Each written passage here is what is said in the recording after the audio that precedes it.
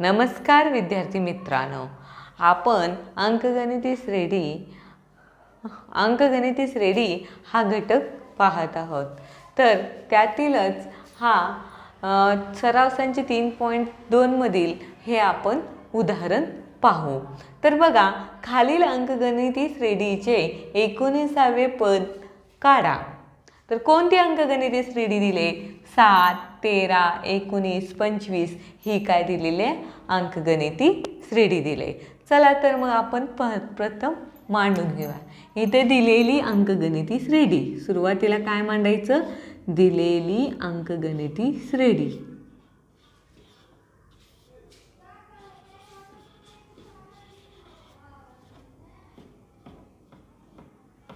अंकगणिती श्रेणी कोणती दिलेली अंकगणित श्रेणी? 7, 13, 19, 25 ही काय दिलेली अंकगणित श्रेणी आहे। तर आपल्याला याची पद काढायची। पद कोणती आहेत? तर बघा, T1 बरोबर किती आहे? म्हणजे T1 म्हणजेच काय? A बरोबर किती आहे? 7। T2 बरोबर किती आहे? 13। T3 बरोबर किती आहे? 19। T4 बरोबर किती आहे? 25। तर आपल्याला काढायचं कोणतं आहे? T19 काढायचं कोणतं आहे आपल्याला? T19 T19 बरोबर आपल्याला दिले का इथं? नाही, म्हणून त्याच्या पुढं काय आलं? क्वेश्चन मार्क मला। तर आता आपण अंकगणित श्रेणीचे 19वे पद काढताना कोणतं सूत्र वापरायचं? तर ते सूत्र आहे Tn बरोबर A अधिक n वजा 1 कंस पूर्ण D। हे सूत्र वापरून आपल्याला काय करायचं आहे? 19वे पद काढायचं आहे। तर बघा,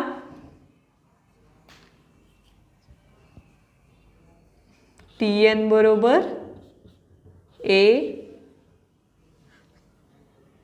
अधिक n वजा 1 D। आता Tn म्हणजेच आपल्याला किती काढायचं आहे? T19 म्हणजे n बरोबर कोणतं पद आलं? 19। A बरोबर किती आहे? 7 अधिक n बरोबर किती आहे? 19 वजा 1। D बरोबर किती येणार आपल्याला? तर D बरोबर काढताना बघा, D बरोबर T2 वजा T1 करायचं। T2 किती दिला आहे आपल्याला? 13 मधून आपल्याला T1 किती दिला आहे? 7। म्हणजे 13 मधून आपल्याला काय करायचं आहे? 7 वजा करायचं। 13तून 7 गेले, उत्तर किती आले? 6। म्हणजेच आपल्याला D बरोबर किती मिळाला? D बरोबर 6। म्हणजेच आपला D किती आला इथं? 6। 7 अधिक 19 मधनं पहिला आपण काय करतो? कंस सोडवून घेतो। तर सुरुवातीला आपण काय करायचं? कंस सोडवून घ्यायचं। तर 19 मधून काय करायचं? वजा 1 करायचं। 19 मधनं 1 गेलं, किती आलं? 18। आणि इथं कंसाच्या बाहेर कोणतंही चिन्ह नाहीच, म्हणजे तिथं कोणतं चिन्ह असतं? गुणाकार।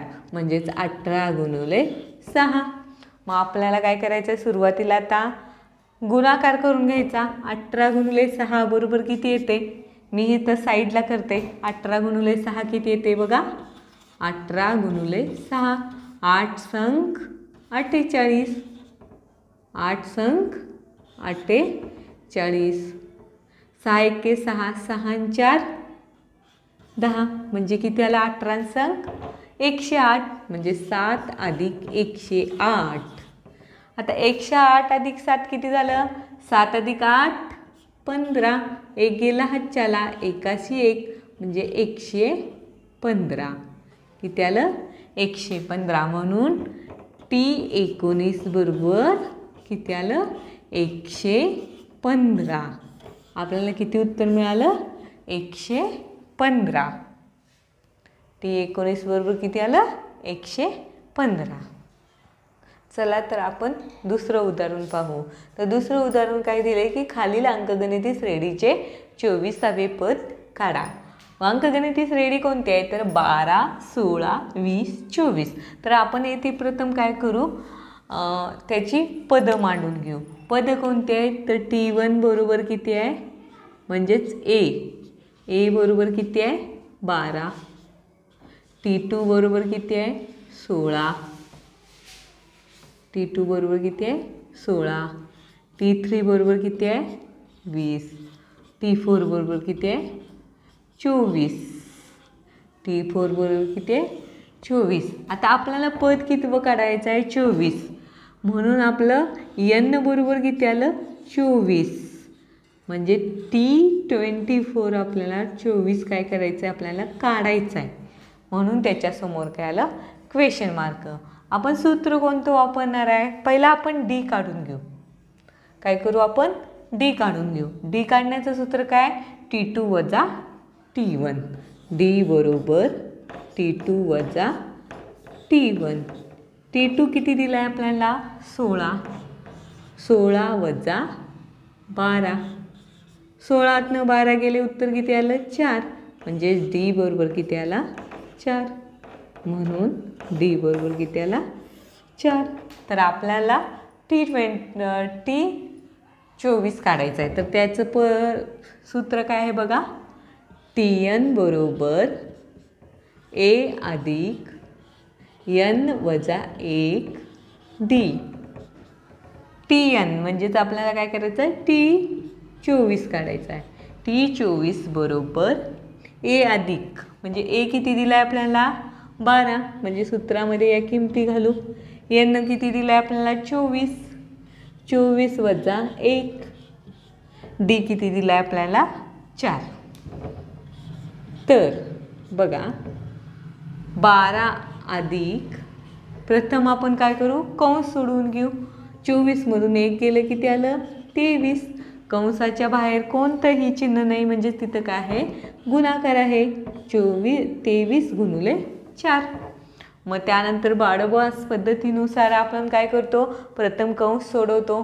त्यानंतर त्या पदावलीमध्ये कुठं गुणाकार आहे का भागाकार आहे का ते पाहतो. तर आपल्याला भागाकार तर दिसत नाही तर आपल्याला काय दिसतो गुणाकार. म्हणून प्रथम आपण काय करू गुणाकार करून घेऊ. तर 23 गुणिले 4 किती आलं 4 त्रिकम 12, 81 1 हातच्याला 4 दुने 8 आणि 1 9, 23 चोक 92. किती आलं उत्तर 92. 92 अधिक 12, 12 अधिक 92 किती आलं उत्तर बघा 2 अधिक 2 4, 9 अधिक 1 10. उत्तर किती आलं 104. म्हणून T24 बरोबर 104.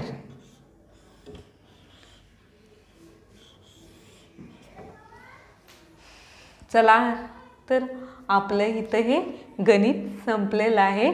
तर पुढील उदाहरण आपण पुढच्या व्हिडिओमध्ये पाहू. तोपर्यंत धन्यवाद.